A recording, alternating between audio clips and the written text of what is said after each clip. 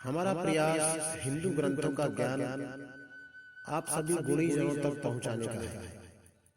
कृपया हमसे जुड़े रहने हेतु चैनल को सब्सक्राइब करें और बेल आइकॉन पर क्लिक करें। धन्यवाद। जनक वाटिका में श्री सीताराम जी का परस्पर दर्शन। लोचन मग रामयूरयानी दीने पलक कपाट सयानी। जब सिए सखिन प्रेम बस जानी कई न सकई कछु मन सकुचानी। नेत्र के रास्ते श्री राम जी को हृदय में लाकर चतुर शिरोमणि जानकी जी ने पलकों के किवाड़ लगा दिए, अर्थात नेत्र मूंद कर उनका ध्यान करने लगी। जब सखियों ने सीता जी को प्रेम के वश जाना तब वे मन में सचा गई, कुछ कह नहीं सकती थी। लता भवन्ते प्रकट भेते अवसर दो भाई, तकिसे जन जुग बिमल विदु जलद पटल बिल गाय। उसी समय दोनों भाई लता मंडप यानी कुंज में से प्रकट हुए, मानो दो निर्मल चंद्रमा बादलों के पर्दे को हटाकर निकले हों। शोभा शिव सुभग दो बीरा, नील पीत जल जाव शरीरा। मोर पंख सिर सोहत नीके, गुच बीच बिच कुसुम कली के। दोनों सुंदर भाई शोभा की सीमा है, उनके शरीर की आभा नीले और पीले कमल की सी है। सिर पर सुंदर मोर पंख सुशोभित हैं, उनके बीच में फूलों की कलियां के गुच्छे लगे हैं। बाल तिलक श्रम बिंदु सुहाए, श्रवण सुभग भूषण छवि छाए। बिकट भ्रकुटी कच घूगर वारे, नव सरोज लोचन रत्नारे। माथे पर तिलक और पसीने की बूंदे शोभायमान है, कानों में सुंदर भूषणों की छवि छाई है। टेढ़े भौएं और घुंघराले बाल हैं, नए लाल कमल के समान रत्नारे यानी लाल नेत्र हैं। चार चिबुक नासिका कपोला, हास विलास लेत मनु मोला। मुख छवि कहीं न जाए मोए पाई, जो बिलोक बहु काम लजाई। ठोड़ी नाक और गाल बड़े सुंदर हैं और हंसी की शोभा मन को मोह लेती है। मुख की छवि तो मुझसे कहीं नहीं जाती, जिसे देखकर बहुत से कामदेव लजा जाते हैं। उर मणिमाल कंबु कल कीवा, काम कलब कर भुज बल सीवा। सुमन समेत बाम कर दोना, सांवर कुंवर सखी सुठ लोना। वक्ष स्थल पर मणियों की माला है, शंख के सदृश सुंदर गला है। कामदेव के हाथी के बच्चे की सूंड के समान उतार चढ़ाव वाली एवं कोमल भुजाएं हैं, जो बल की सीमा है।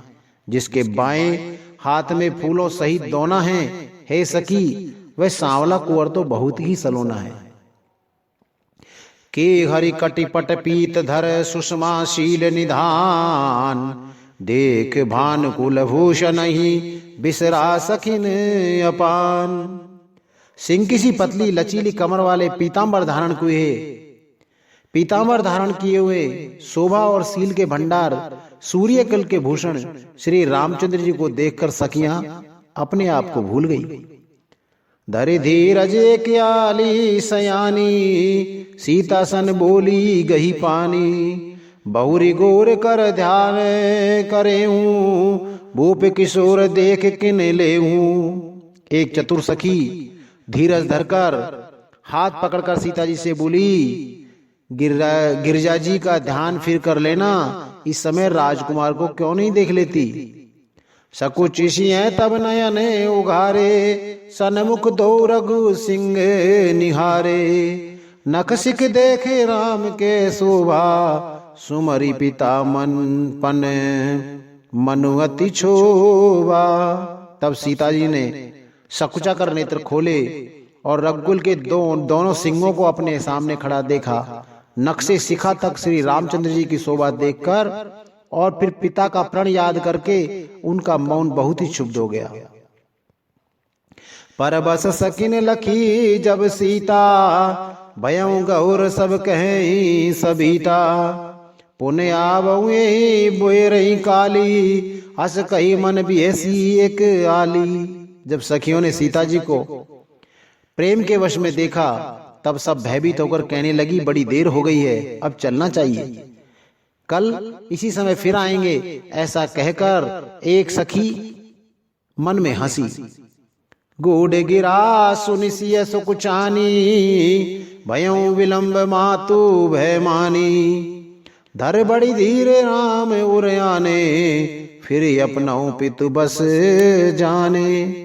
सखी की यह रहस्य भरी वाणी सुनकर सीता जी सकजा गई। देर हो गई जान उन्हें माता का भय लगा।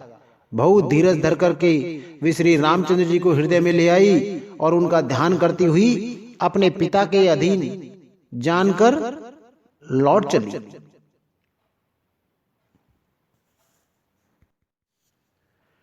श्री सीता जी का पार्वती पूजन एवं वरदान प्राप्ति तथा राम लक्ष्मण संवाद। देखन मिस मृग बिहग तरु, फिरई बहोरी बहोर।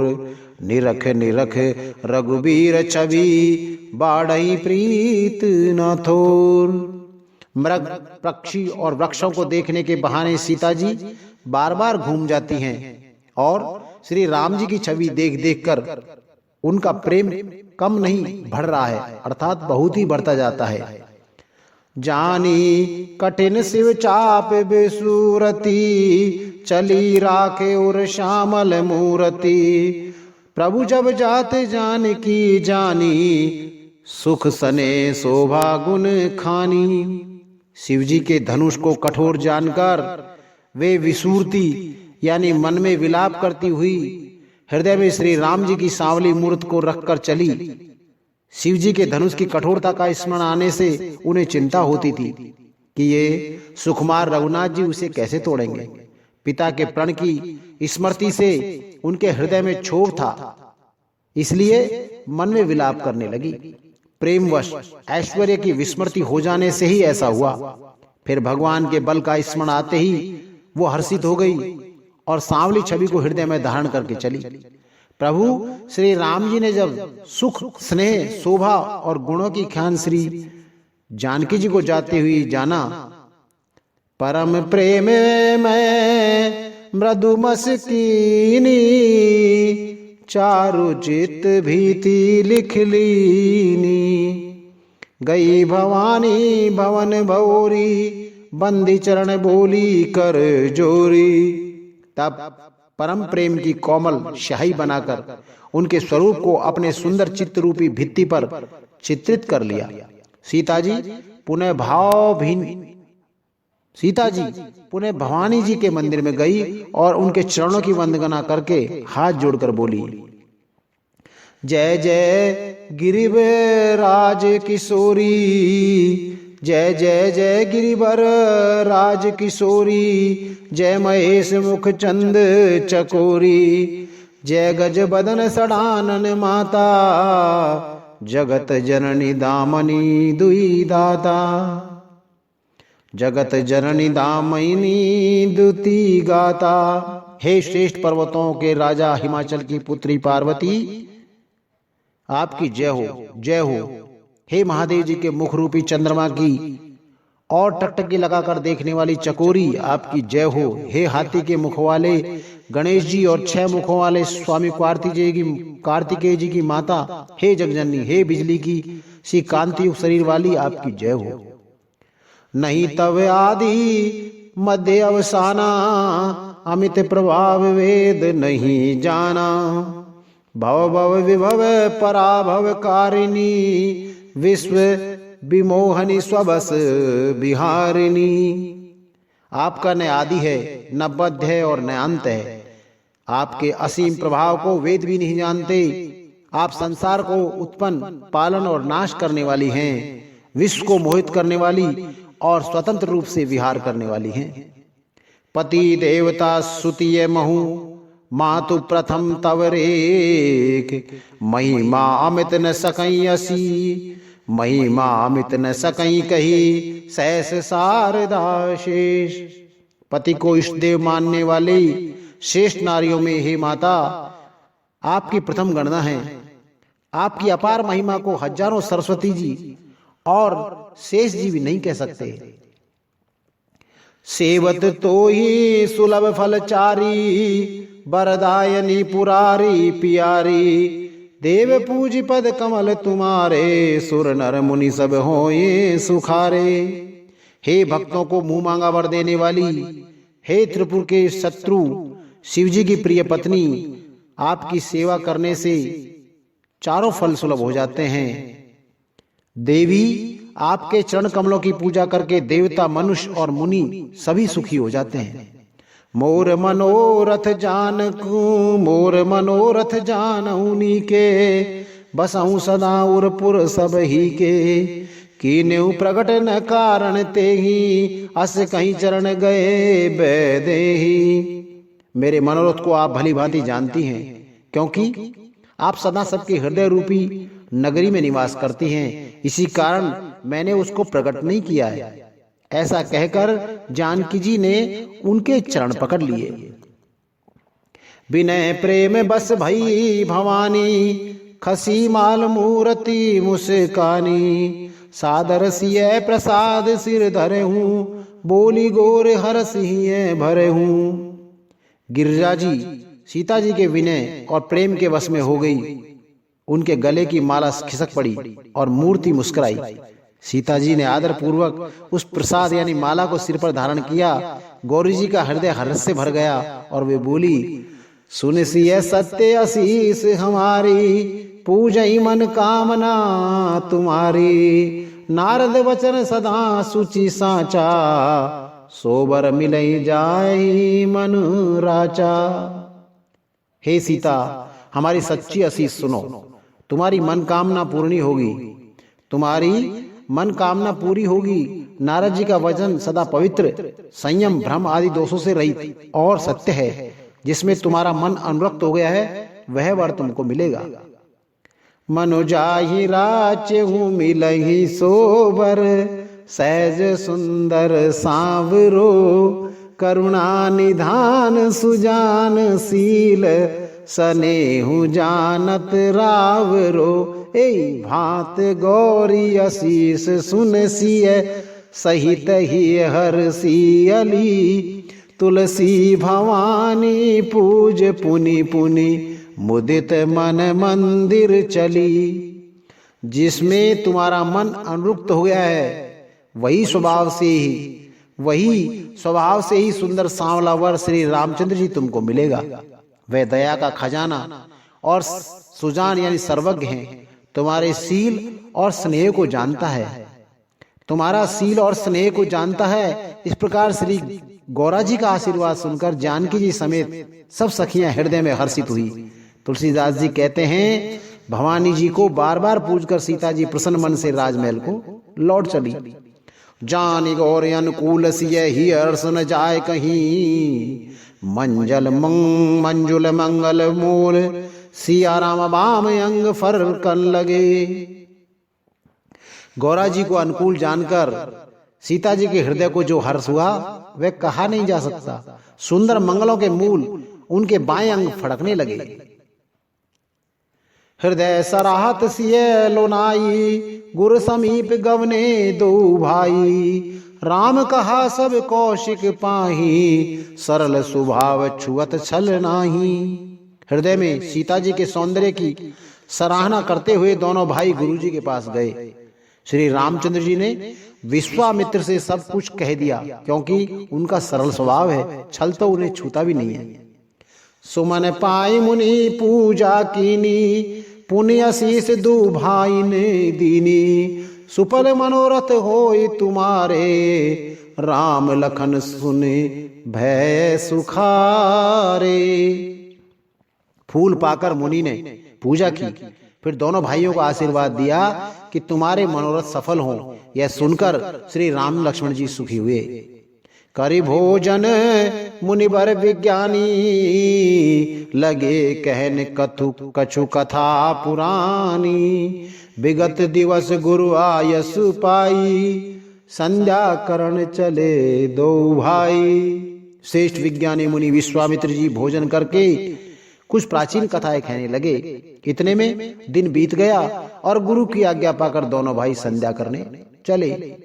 प्राची दिशी शशि हुए सुहावा, सिय मुख सरिस देख सुख पावा। बहुरी विचार कीन मन माही, सिय बदन सम हिम कर नाही। उधर पूर्व दिशा में सुंदर चंद्रमा का उदय हुआ। श्री रामचंद्र जी ने उसे सीता के मुख के समान देखकर सुख पाया। फिर मन में विचार किया कि यह चंद्रमा सीता जी के मुख के समान नहीं है। जन्म सिंधु पुनि बंधु विषु, दीन मलिन संकल्प। सिय मुख समता पावे किमी, चंदु बाप रो रंक। खारे समुद्र में तो इसका जन्म, फिर उसी समुद्र से उत्पन्न होने के कारण विष इसका भाई। दिन में यह मलिन शोभाहीन तेज रहता है और कलंक की काले दाग से युक्त है। बेचारा गरीब चंद्रमा सीता जी के मुख की बराबरी कैसे पा सकता है। घटई बढ़ई बिरहिन दुखदाई, ग्रसई राहु निज संधि पाई। कोक शोक प्रद पंकज द्रोही, अवगुण बहुत चंद्रमा तो ही। फिर यह घटता बढ़ता है और विरहिणी स्त्रियों को दुख देने वाला है। राहु अपनी संधि में पाकर इसे ग्रस लेता है। चकवे को चकवी के वियोग का शोक देने वाला और कमल का बैरी उसे मुरझा देने वाला है। हे चंद्रमा, तुझमें बहुत से अवगुण हैं जो सीता जी में नहीं है। बैदे मुख पट तर दीने, होई दोष बड़े अनुचित कीने। सिय मुख छवि विदु ब्याज बखानी, गुरु पही चले निशा बड़े जानी। अतः जानकी जी के मुख की तुझे उपमा देने में बड़ा अनुचित कर्म करने का दोष लगेगा। इस प्रकार चंद्रमा के बहाने सीता जी के मुख की छवि का वर्णन करके बड़ी रात हो गई जान वो गुरु जी के पास चले।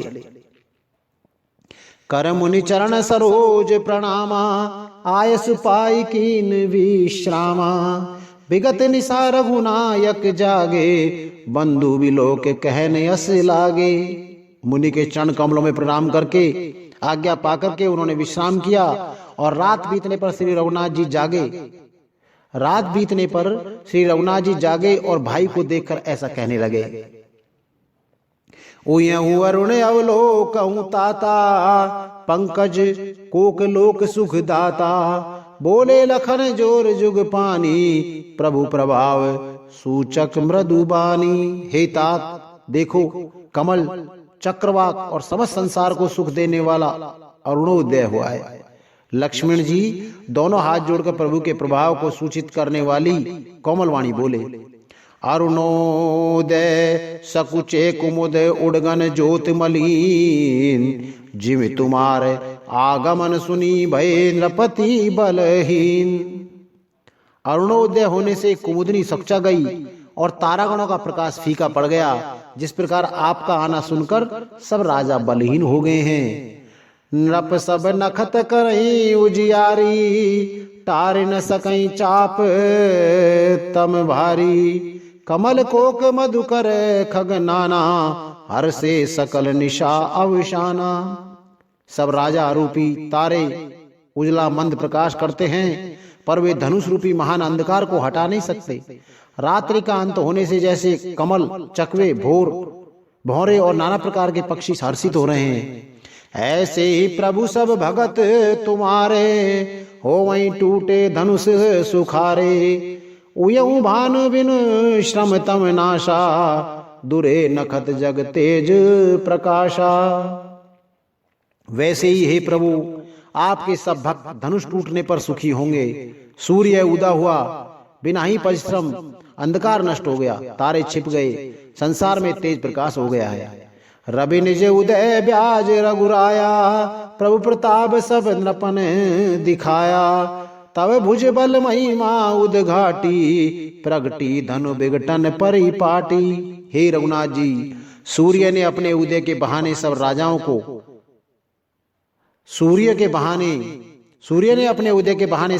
को प्रभु आपका प्रताप दिखलाया है। आपकी भुजाओं के बल की महिमा को उद्घटित किया करने यानी खोलकर दिखाने के लिए ही धनुष तोड़ने की यह पद्धति प्रकट हुई है। बंधु बचन सुनी प्रभु मुस्काने, होय सुचि सहज पुनीत नहाने। कनित्रे क्रिया कर गरु पई आए, आचरण सरोज सुभग सिरे नाये। भाई के वचन सुनकर प्रभु मुस्कुराए। फिर स्वभाव से ही पवित्र श्री रामचंद्र जी ने सोच से निवृत्त होकर स्नान किया और नित्य कर्म करके वो गुरु जी के पास आए। आकर उन्होंने गुरु जी के सुंदर चरणों कमलों में सिर नवाया। सतानंदु तब जनक बुलाए, कौशक मुनि पही तुरत पठाए। जनक बिने तिन आई सुनाई, हर से बोल लिए दो भाई। तब जनक जी ने सतानंद जी को बुलाया और उन्हें तुरंत ही विश्वामित्र मुनि जी के पास भेजा। उन्होंने आकर जनक जी की विनती सुनाई। विश्वामित्र जी ने हर्षित होकर दोनों भाइयों को बुलाया। सतानंद पद बंदी प्रभु बैठे गुरु पही जाए, चलहूं तात मुनि कहूं तब पठवा जनक बुलाए। सतानंद जी के चरणों की वंदना करके प्रभु श्री रामचंद्र जी गुरु जी के पास आ बैठे। तब मुनि ने कहा, हे तात चलो, जनक जी ने बुलावा भेजा है। मास परायण 8वां विश्राम और 9वां परायण 2रा विश्राम। श्री राम लक्ष्मण सहित विश्वामित्र जी का यज्ञशाला में प्रवेश। सिय स्वयंवर देखई जाई, ईसु काई धो दे बड़ाई। लखन कहा जस भाजन सोई, नाथ कृपा तब जा पर होई। चलकर सीता जी के स्वयंवर को देखना चाहिए। देखें ईश्वर किसको बड़ाई देते हैं। लक्ष्मण जी ने कहा, हे नाथ, जिस पर आपकी कृपा होगी वही बड़ाई का पात्र होगा। धनुष तोड़ने का श्रेय भी उसी को प्राप्त होगा। हर से मुनि सब सुनी बरबानी, दीन आशीष सबई सुख मानी। मुनि पुनि मुनि वृंद समेत कृपाला, देखन चले धनुष मख साला। इसी श्रेष्ठ वाणी को सुनकर सब मुनि प्रसन्न हुए। सभी ने सुख मानकर आशीर्वाद दिया। फिर मुनियों के समूह सहित कृपाल श्री रामचंद्र जी धनुष यज्ञशाला देखने चले। रंग भूमि आए दो भाई, असी सुधि सब पुरवासिन पाई। चले सकल ग्रह काज बिसारी, बाल जुबान जरठ नर नारी। दोनों भाई रंग भूमि में आए हैं। ऐसी खबर सब नगर वासियों ने पाई। तब बालक जवान बूढ़े स्त्री पुरुष सभी घर और कामकाज को बुलाकर चल दिए। देख जनक भीर भय भारी, सुचि सेवक सब लिए हकारी। तुरत सकल लोगन पई जाऊं, आसन उचित दे सब काहू। जब जनक जी ने देखा कि बड़ी भीड़ हो गई है, तब उन्होंने सब विश्वास पात्र सेवकों को बुला लिया और कहा, तुम लोग तुरंत सब लोगों के पास जाओ और सब किसी को यथा योग आसन दो। कही मृदु वचन विनीत, तिन बैठारी नर नार। उत्तम मध्यम नीच लघु, निज निज थल अनुहारे। उन सेवकों ने कोमल और नम्र वचन कहकर उत्तम, मध्यम और नीच और लघु सभी श्रेणी के स्त्री पुरुषों को अपने अपने योग्य स्थान पर बैठाया। राजकुंवर ते अवसर आए, मनोहर तातन छाए। गुरु गुण सागर नागर बर बीरा, सुंदर श्यामल गौल गौर शरीरा। उसी समय राजकुमार राम और लक्ष्मण वहां आए। वे ऐसे सुंदर हैं मानो साक्षात मनोहरता ही उनके शरीर पर छा रही है। सुंदर सांवला और गोरा उनका शरीर है। वे गुणों के समुद्र, चतुर और उत्तम वीर हैं।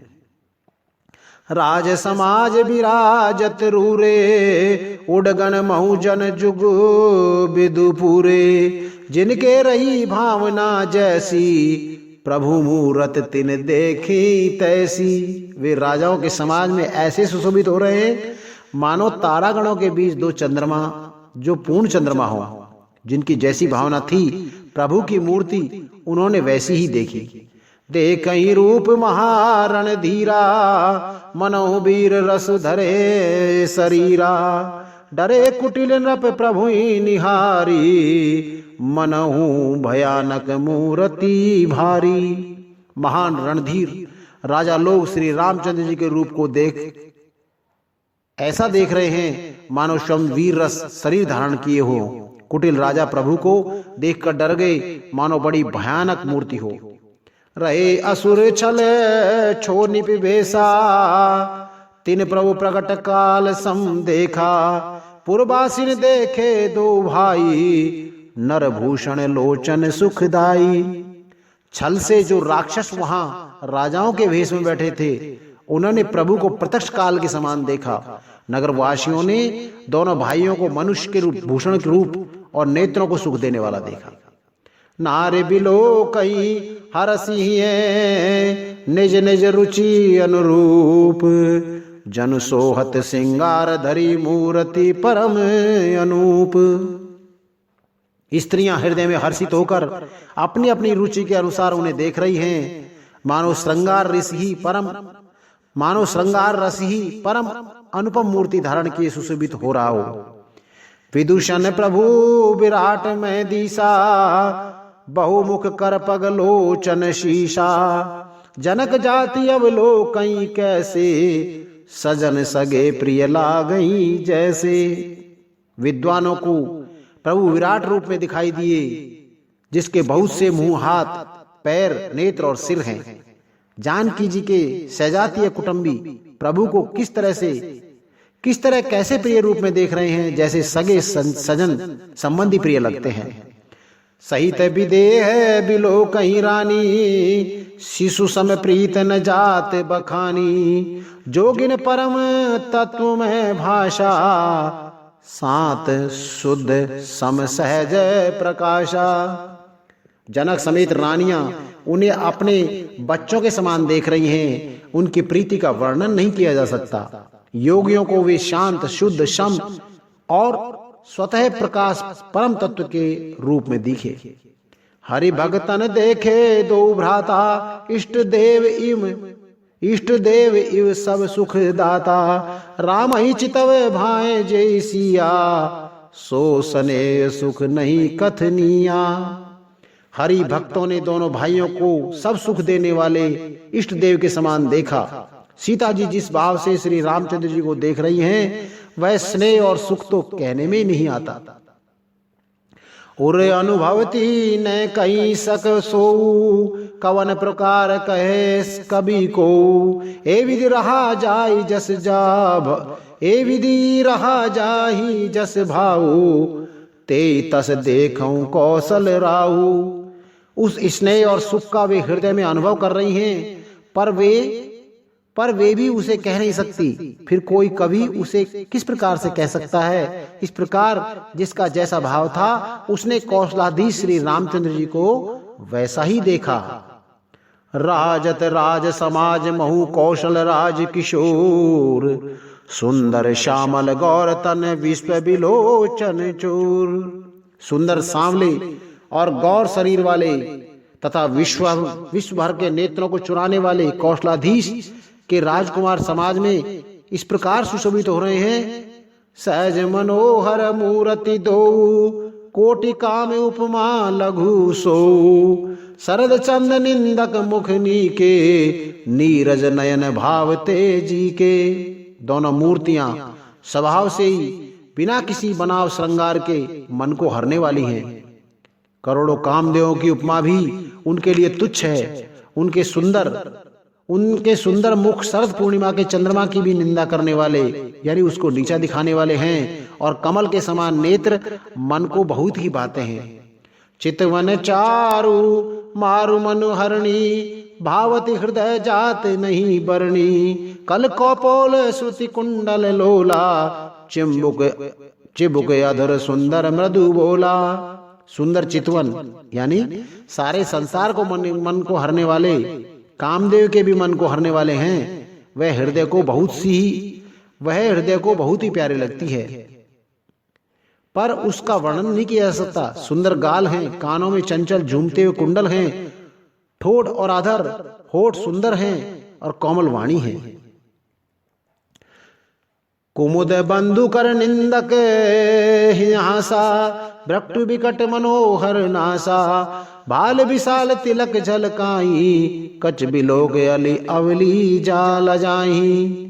हंसी चंद्रमा के किरणों का तिरस्कार करने वाली है, भौएं टेढ़ी और नासिका मनोहर है, ऊंचे चौड़े ललाट पर तिलक झलक रहे हैं, दीप्तिमान हो रहे हैं। काले घुंघराड़े बालों को देखकर भौरों की पंक्तियां भी लज्जा रहती हैं। पीत चौतनी सिरण सुहाई, कुसुम कली बिच बीच बनाई, रेखे रुचिरे कंबुकल गीवा, जनु त्रिभुवन सुषमा की सीवा। पीली चौकनी टोपियां सिरों पर सुशोभित हैं, जिनके बीच बीच में फूलों की कलियां बनाई हुई हैं। शंख के समान सुंदर गोल गले में मनोहर 3 रेखाएं हैं, जो मानो तीनों लोकों की सुंदरता की सीमा को बता रही हैं। कुंजर मणिकंठा कलित उरनी तुलसी का माल, ब्रसव कंधे के हरी ठवनी, बरनिधि बाहु विशाल। हृदयों पर गजमुक्ताओं के सुंदर कंठे और तुलसी की मालाएं सुशोभित हैं।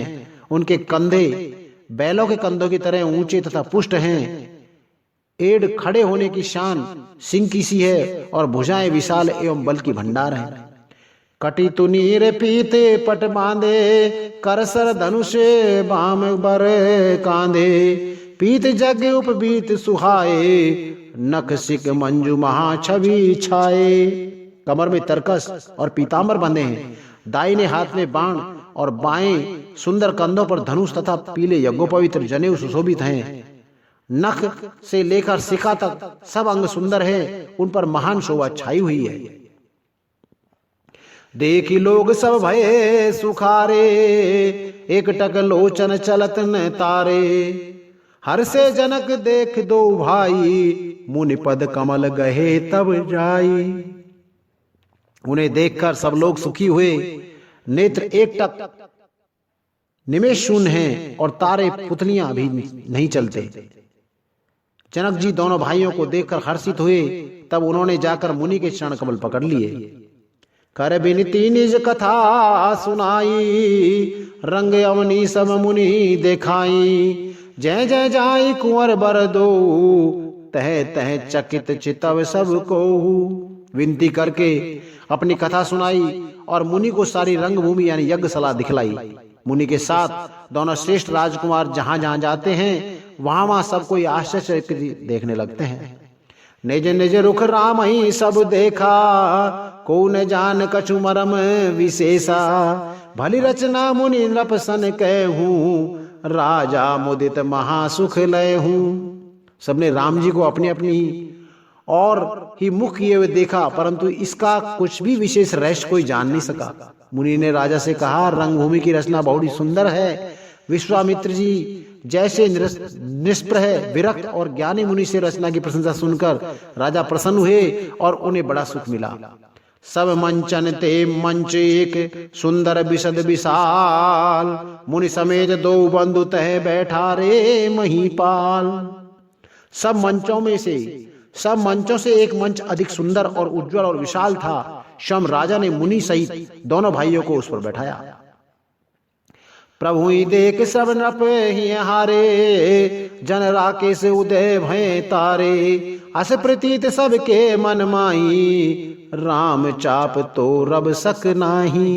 प्रभु को देखकर सब राजा हृदय में ऐसे हार गए, यानी निराश एवं उत्साहहीन हो गए, जैसे पूर्ण चंद्रमा के उदय होने पर तारे प्रकाशहीन हो जाते हैं। उनके तेज को देखकर सबके मन में ऐसा विश्वास हो गया कि रामचंद्र जी ही धनुष को तोड़ेंगे, इसमें कोई संदेह नहीं है। बिन भंजे भव धनुष विशाला, मेलई सिय राम उर माला, अस विचार गवने घर भाई, जासु प्रताप बल तेज गवाई। इधर उनके रूप को देखकर सबके मन में यह निश्चय हो गया कि शिवजी के विशाल धनुष को जो संभव है न टूट सके, बिना तोड़े भी सीता जी श्री रामचंद्र जी के गले में ही जयमाला डालेंगे, अर्थात दोनों इस तरह से हमारी हार होगी और विजय रामचंद्र जी के हाथ रहेगी। ये सोचकर वो कहने लगे, हे भाई, ऐसा विचार कर यश प्रताप बल और तेज गंवाकर अपने अपने घर को चलो। बिहसिया पर भूप सुन बानी, जो अविवेक अंध अभिमानी, तोरे धनुष ब्याहू अवगाहा, बिनु तोरे को कुंवरी बिहा। दूसरे राजा जो अविवेक से अंधे हो रहे थे और अभिमान में थे, यह सब बात सुनकर बहुत हंसे। उन्होंने कहा, धनुष तोड़ने पर भी विवाह होना कठिन है, अर्थात सहज में ही हम जानकी को हाथ से नहीं जाने देंगे, फिर बिना तोड़े तो राजकुमारी को ब्याह ही कौन सकता है। एक बार कालऊ किन हो, सिय हित समरज तब हम सो, यह सुनी अवसर महीप मुस्काने, धर्मशील हरि भगत सयाने। काल ही क्यों न हो, एक बार तो सीता के लिए उसे भी हम युद्ध में जीत लेंगे। यह घमंड की बात सुनकर दूसरे राजा जो धर्मात्मा हरिभक्त और सयाने थे वो मुस्कुरा गए। सिए बियाह भी राम गर्भ दूर करी नृपन के, जीत को सक संग्राम सिया रामा, दशरथ के रण बांकुरे। उन्होंने कहा, राजाओं के गर्व दूर करके जो धनुष किसी से नहीं टूट सकेगा, उसे तोड़कर श्री रामचंद्र जी सीता जी को ब्याहेंगे। रही युद्ध की बात, सो महाराज दशरथ के रण में बांके पुत्रों को युद्ध में जीत ही कौन सकता है। व्यर्थ मरहूं जनगाल बजाई, मन मोद कने की भूख बुताई, सिख हमरी सुन परम पुनीता, जगदम्बा जानऊ जिये सीता। गाल बजाकर व्यर्थ ही मत मरो, मन के लड्डुओं से भी कहीं भूख बुझती है। हमारी परम पवित्र निष्कपट सीख को सुनकर सीता जी को अपने जी में साक्षात जगजननी समझो। उन्हें पत्नी रूप में पाने की आशा एवं लालसा छोड़ दो। जगत पिता रघुपति विचारी, भरी लोचन छवि लेहु निहारी, सुंदर सुखद सकल गुण राशि, ए दो बंद संभूर बासी। श्री रघुनाथ जी को जगत का पिता परमेश्वर विचार कर नेत्रों में भरकर उनकी छवि देख लो। ऐसा अवसर बार बार नहीं मिलेगा। सुंदर सुख देने वाले और समस्त गुणों की राशि ये दोनों भाई शिव जी के हृदय में बसने वाले हैं, यानी स्वयं शिव जी भी जिन्हें सदा हृदय में छिपाए रखते हैं, वे तुम्हारे नेत्रों के सामने आ गए हैं। सुधा समुद्र समीप बिहाई, मृग जल निरख मरहूं कत धाई, करहूं जाए जा कहूं जोई भावा, हम तो आज जन्म फल पावा। समीप आए हुए अमृत के समुद्र को छोड़कर तुम जगजननी जानकी को पत्नी रूप में पाने की दुराशा रूप मिथ्या मृगजाल को देखकर दौड़कर क्यों मरते हो। फिर भाई, जिसको जो अच्छा लगे वही जाकर करो। हमने तो श्री रामचंद्र जी के दर्शन करके आज जन्म लेने का फल पा लिया, जीवन और जन्म को सफल कर लिया। हस कहीं भले भूप अनुरागे, रूप अनूप बिलोकण लागे, देखई सुर नभ चढ़े विमाना, बरसई सुमन करही कल गाना। ऐसा कहकर अच्छे राजा प्रेम मगन होकर श्री राम जी का अनुपम रूप देखने लगे।